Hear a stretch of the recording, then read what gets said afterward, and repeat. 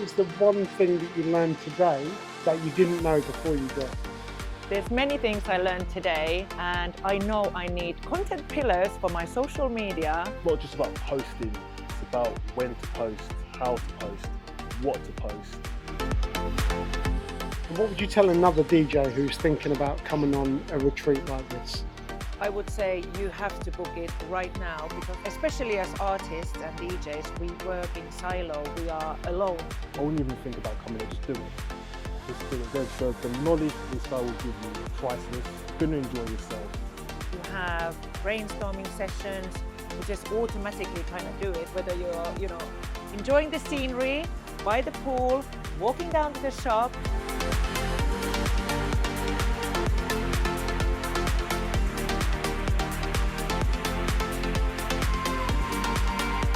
So I've learned all sorts from the last couple of days from Paul. Probably one of the biggest ones was you want to plant all these seeds around and around, and even if they don't hit straight away, it's more the longevity that you're trying to think of.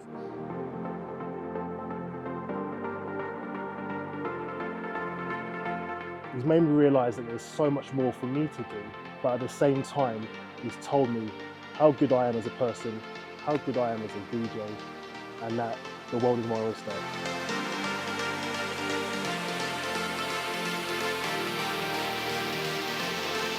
I love people. There's so many things, but being together increases my creativity.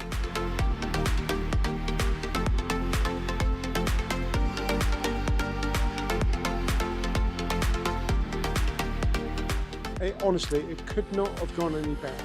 And what a great group of people to have on my first retreat. And I cannot wait to see you watching this here with me next year in Estepona.